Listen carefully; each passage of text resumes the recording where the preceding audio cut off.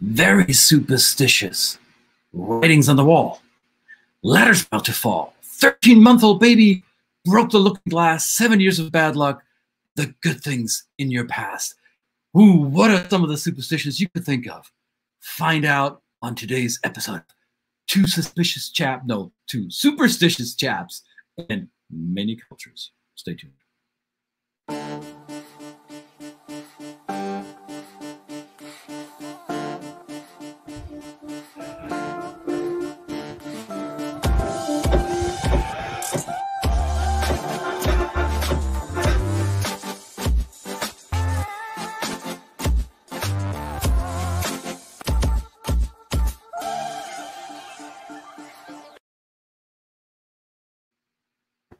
Welcome, everybody. Episode 114, Two Chaps, Many Cultures, the program live on YouTube, Facebook, and LinkedIn about the culture of business and the business of culture and the scaring myths and beliefs of superstitions on today's episode. With me, as always, today, the one, the only Aussie that you should know, Mr. Parry. Man, I never get used to this pointing in the wrong direction. How are you? I'm being careful here not to step on a crack, you know. So I'm just make sure that the windows are not facing each other, the mirrors are not facing each other, right? That's right. Yep. Yep. That would be weird. Absolutely. Yes. Welcome. Superstitions, beliefs. Strange or unstrange, you know. This is a great topic. I love this. These are the things that come up with lots of people around the world, doesn't it? Oh, and I typically ruffle feathers or raise eyebrows when in company and I bring up a superstition that is so deeply ingrained in my behavior that when I see people behave in the wrong way, that my alarms go, no, you can't do this. And they're like, do what? Well, I do this. Why not? Well, because bad luck or death in the family or whatever. And then as we unpack it and decode it, like, you're nuts. And I say, yeah, I am. And this is simply what I grew up with. So we want to hear from you as you're watching this, either live or the recording. What are some of the superstitions you find in your culture, in your family, maybe even? So I'm going to start out with one that I typically run into when there is adult beverages involved with people around me. So I come from Germany, as most of you should know by now. And when we clink glasses, so forgive me, this is my coffee glass. It's already empty, so I have my shot. That's why I'm so excited.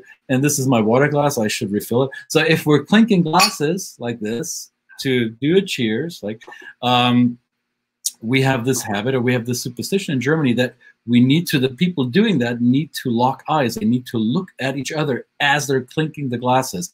Because if you don't, ooh. Any idea, Brett, what would happen if I don't? Well, I'm cheating because I think this is the very first one that you told me about maybe the first time we had the joy and pleasure of clinking glasses together in person. This is one, yes. So I'm just going to bring in our first guest here, Patricia. They might be clinking glasses, you know, yes. Over brunch. You know, what's the traditional the champagne and orange juice over brunch? I hope maybe you're having a few of those, Patricia. Yes, there we go. So tell us what was that was one of the things you said. Now, stop! Don't do that. Wait, you said, and what was it? This is so weird because it's totally irrational, right? All of these, or most of these superstitions, are completely bogus, and yet we like to hold on to them. So in my culture, if we clink glasses and don't look at each other, that means you're going to have 7 years of bad sex. Now, while this may not be PG, the funny thing is that I once had an American ask me, "Oh, you mean sex with me?" I said, no, in general. So it is. Nobody wants that again, right? So keep in mind as you clink glasses, look at the person in the eye. Now, this will not work in cultures where direct face-to-face eye contact may be a sign of disrespect. So be mindful of those decisions, right? And it's only a little bit tongue-in-cheek.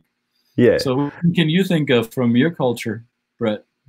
You know, in Australia, we don't tend to have, I mean, I can really put my mind or my finger on one particular, except for the, you know, those ones that are kind of a big ones. They seem to be around the world. You know, as I said, stepping on a crack, step on a crack, break your mother's back, you know.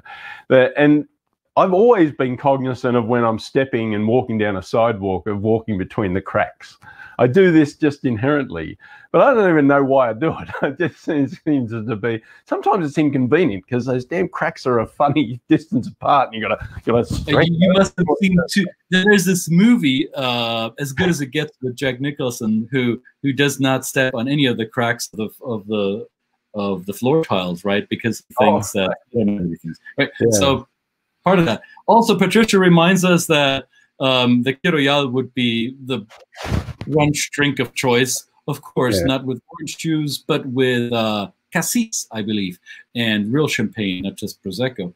And in France, you must look each other in the eyes as well. So it's not a uniquely German tradition. So I've heard that from many Europeans. So I can't when clinking. I mentioned it earlier. The mirrors hanging on opposing walls and basically creating a invisible illusion, right? Not invisible, infinity illusion. I think Mexico and many other Latino cultures do not like to do that. Or, you know, I think of when I was younger, I used to smoke. I broke that habit. And yet lighting a cigarette on a candle, bad. Because apparently if you do that, a sailor will die. I have no idea who makes up this nonsense, but people carry it on for generations. I think this is an old lore, right? Yeah. You know, I think I came across a lot more superstitions when I discovered the Polish community. I mean, it's obviously a longer history there, so it goes back to the Dark Ages and into you know, you know, things like buying shoes for the people you love, and there's a direct reason there. If you buy shoes and you give them to them as a gift, that means they're going to walk away. So nobody will buy me shoes in Poland. You know, I've got to buy my own damn shoes. You know, there's these direct. These are negative, right? These are things that are going to cause harm, and these have some deep-rooted beliefs in people's psyches. There's also the positive superstitions. It's like I would argue that feng shui is not a guard against bad luck. It's actually creating good luck. You know, it's a creator of possibility. It's a creator of a space that is conducive to a good flow, good life flow, and things like this. So there's kind of like that retribution aspect of it, that something's going to happen, or there is a possibility. That just came to mind. I thought, well, when people have talked about feng shui, that's not really through retribution. It's about the possibility of having good energy, you know, bringing good energy. Inviting the energy to flow the way you want it intentionally, right? And I think a lot of these superstitions are hangovers or leftovers from a time when humanity relied on scientific evidence and rational thought, right? So and it hasn't been that long, maybe, I don't know, 300-400 years when humankind began relying on evidence-based observations in order to guide our decision making. And before that, a lot of our behavioral quirks were based on, well, beliefs that were not always founded in reality or in something that was explicable. It was something that was referred to the divine or the spirits or ghosts or whatever. Yeah. Patricia says she does not know where I get it from, but I cover my mirrors when I leave my house for a long time. Interesting. Yeah, I actually think I've heard of people say that before. It's an interesting one. It'd be interesting to see where that comes from. Yeah, that's a good one. Patricia, you might be protecting the vampires that live in your house, so while you're gone, they don't accidentally look into the mirrors and perish by doing so. Maybe that's what it is. Well, that's great. Now, but okay, so let's get to the serious part of this, and I really bring this up for people that are moving to another country where there might be a certain set of suspicions that really do have an impact on possibly even things like gift giving, colors of flowers in certain cultures, where we give flowers ubiquitously here. The more colorful, the more bright, the better. And yet some flowers in some cultures are only used for funerals. So therefore giving them indicates that, there's a death. And do we then say, and we're joking, of course, when we take a bit of a dig at these things, they are completely, to say they're completely nuts and they're completely, irrational.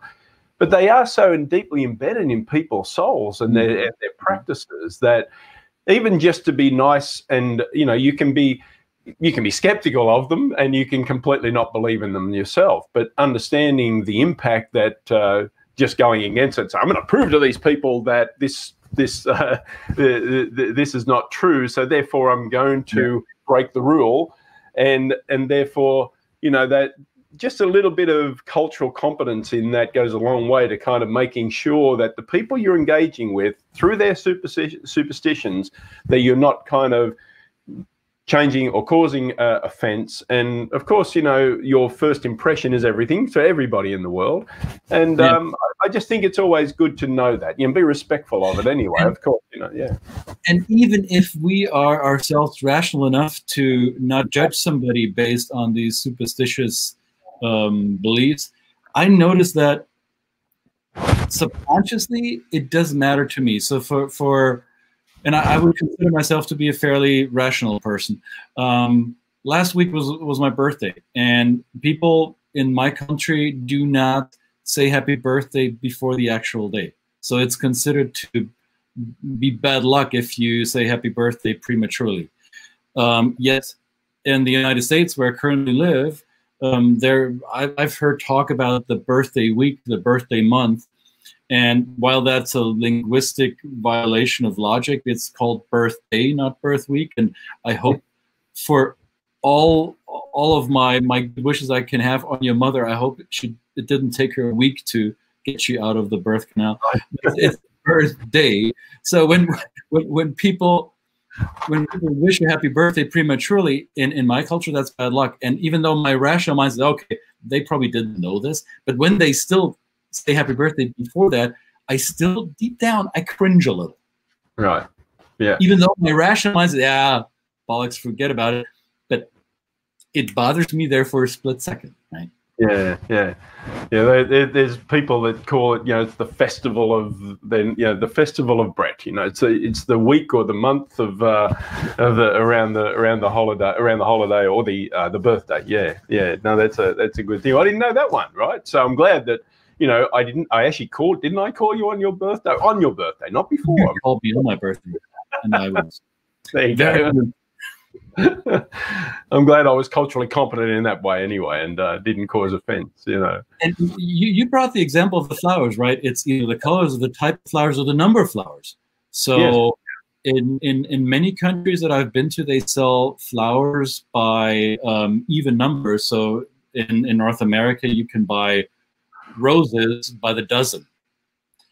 Well, I don't know about you, but in my culture, if you give roses, that is a flower that you give a romantic interest. Right? You wouldn't, or somebody that's emotionally close to you, you wouldn't give roses for any occasion. A rose is, at least in the way I was raised, or the way I was brought up in my culture, rose is reserved to somebody with a more emotional connection, right? Yeah. And then when we do that, it's got to be an odd number. So I would not give my wife a dozen of roses. I will take one out and put that separately, maybe on my desk or something like that, or give it to one of my daughters. So superstitious, of course, yet a deeply ingrained behavior. I recognize, I'm buying 12 of these. Okay, I need to make sure that as I put it in a vase for my wife, that I make sure that it's not an even number. Yeah. She may never count. She may never count them. Doesn't matter. But subconsciously, I think of that stuff. Yeah. And See, a lot of other people. you could give it to some random, some random lady there walking down the street. Someone, maybe an old lady on the street on the way home, and hand it to them. But then again, it'd be a surprise, right?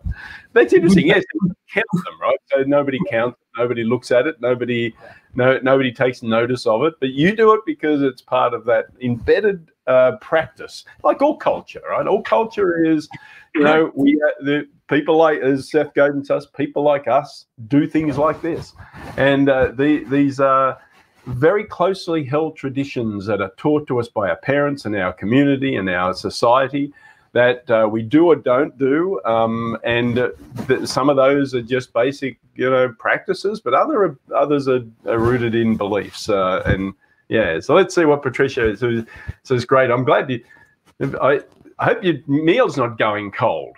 Patricia. Typing vigorously. Absolutely. Hard for the accept that Americans wish Merry Christmas and Happy Birthday prematurely. That's bad luck. Yeah. See, so that's interesting.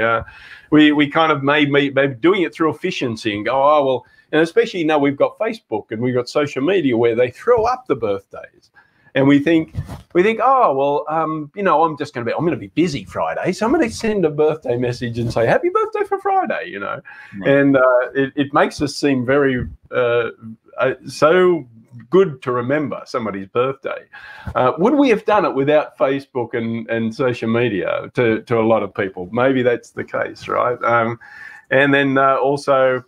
That's what we buy as corporate gifts, right? This is exactly right. Now, culture and superstition play a big role. Money, places like China, where money, we've already had that discussion with our good friend Anajar about the amount of money, the denomination of money, the total of money when given as a gift or a bonus.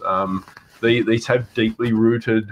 A culture like China, it's thousands of years of those numbers and the effect of numerology on not only just the money but other things as well.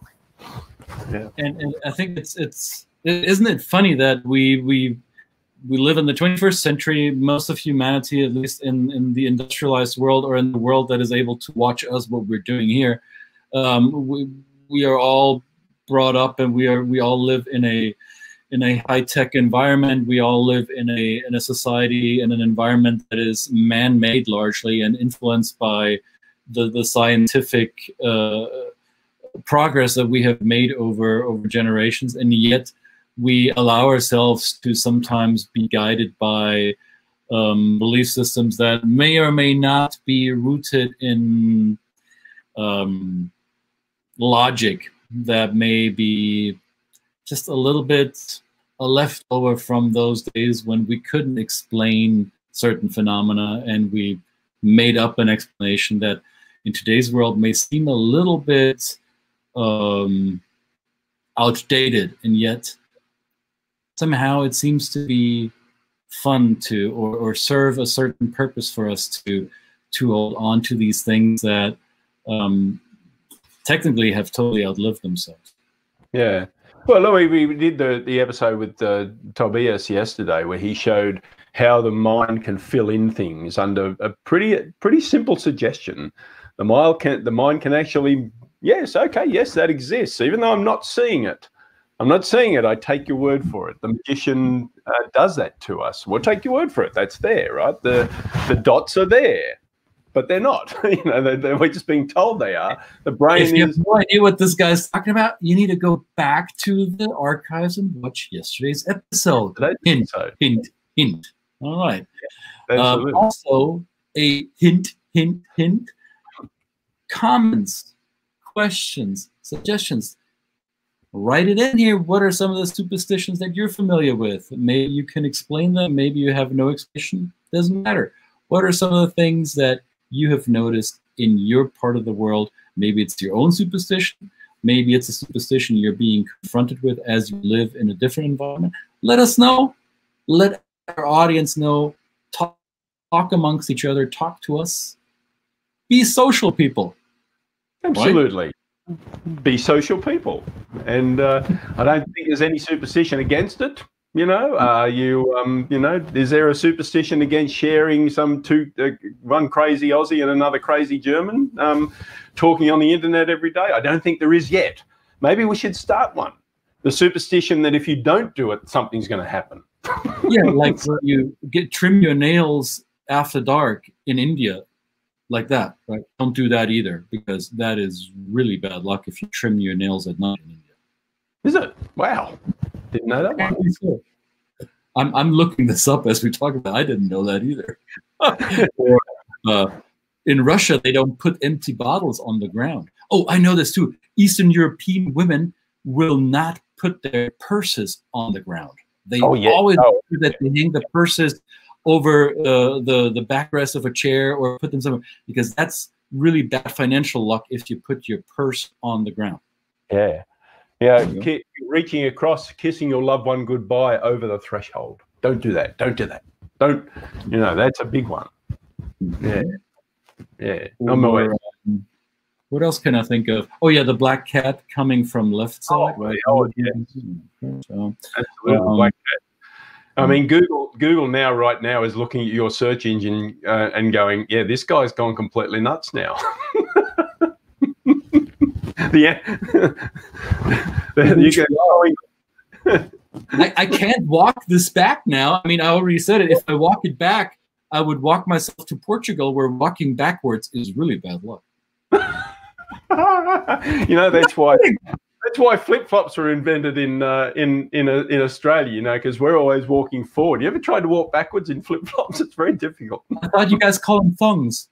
We call them thongs, you know, and they're, strangely enough, the New Zealanders are very explicit about that. They call them go-aheads, because you can only go ahead. Right. Yeah. Go ahead. Also, if you've ever been to one of the big places of worship in Europe, whether you go to the Hagia Sophia in Istanbul, or maybe you go to St. Peter's in Rome, or many other of these big places of worship, you'll find statues or symbols of good fortune, right? In St. Peter, there is a sitting statue, I think, of Peter himself. I think it's a bronze, and you can touch it. So if you're tall enough, you can reach out to the exposed feet of St. Peter, and his big toe on one of the feet that is protruding from the statue is really worn off. Over centuries, people have rubbed St. Peter's toes for good luck, right? Or in the Hagia Sophia, I think there's one of the columns where apparently one of the Byzantine emperors was healed from something by touching that pillar. So people ever since then try to touch that pillar. So you can stick your thumb in the hole that has been created from many, many millions of people touching at the same spot, right? Yeah. These are also anchors, right? In NLP, we call those kinesthetic, or actually full-bodied visual auditory kinesthetic anchors. You attach an experience to a unique experience to an inanimate object, in this case, that creates superstition over the course of generations. Mm. I watched this. Well, I'll just quickly we'll talk. This is interesting. Now, I have a habit of breaking baguettes, not cutting them. I don't know where that comes from. It seemed to me, I thought it was more it's just the experience of opening that bread and hearing or feeling the crust and that kind of thing. But so a knife takes you away from that. You know, I just love a fresh baguette. You know, and doing that. On a baguette or on a panino in Italy, those elongated cigar-shaped breads, I fully agree. Now, when it comes to loaves of bread, different story. How are you going to make that sandwich, right? Yeah, absolutely. Yeah, you'd use a knife in that case. And I was struck last night watching a documentary about Dr. Devi Shetty, who's just an amazing heart surgeon who built a hospital for heart patients in India, having made his name famously outside of India as a doctor. But then he came back to India, and they were showing how he interacts with his patients and also their relatives, and you can see a whole lot of tradition and a lot of superstition even in the way of highly trained, you would think, you know, so this is talking about, do we just put this to people who are maybe not have education and are not aware and through their knowledge that these things don't exist?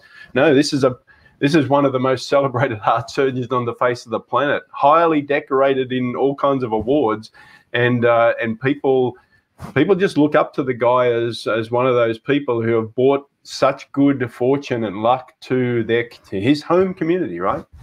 And the way he interacts with his patients was through a lot of understanding a lot of their traditions. He operated, anybody can turn up, Muslims, Hindus, Christians, anybody, right? He was the one who nursed Mother Teresa through her last few years and death. And, you know, and he said she had such an impact on him.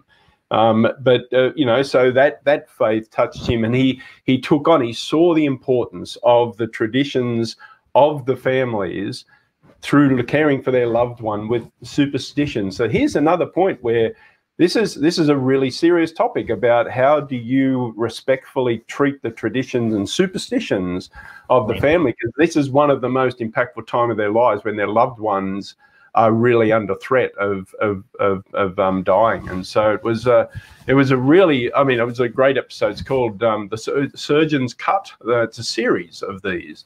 But I've seen that announced on one of the well-known streaming networks. That show. It's on Netflix. It's great. Yeah. That may be off the topic, but I'm just saying, I'm just kind of demonstrating how important these can be for some cultures, and how to be respectful of them is the least we can do, right? We don't, you know, it's kind of fun sometimes to even play along, right? Because, you know, what's the harm? You don't want anything bad to happen to you. Yeah, and that, even though, as I said earlier, even though we might be rational people most of the day, it may hit us at the core if the superstition is triggered. I have another one that I just found. In Rwanda, women typically do not eat goat meat, which is one of the dominant forms of protein, because goats have, you know what they have here under their chin? Oh, yeah, the billy goat. The goatee, billy goat. Yes, so apparently in Rwanda, women believe if they eat goat meat, they will grow facial hair, and they don't want that. So there you have it, another superstition. Good. Well, there you go. The algorithms are going crazy on Christian's computer at the moment. He's going to get advertisements for goats, for shaving equipment, shaving goat, maybe shaving goats. As long as people call me the goat, I'm good. Yeah, nail clippers that won't work after dark. These are all these. We have to invent these things, of course, so we can market them to people. All right. So let us know about your favorite superstitions. There is no end to this. We could talk about this all day and still don't cover them all. I hope we brought some lighthearted entertainment to you on this Thursday, December 17th. This is 114. Yeah. Yes. We'll see you again tomorrow with a very special guest. Has been announced already, so we can actually talk about it.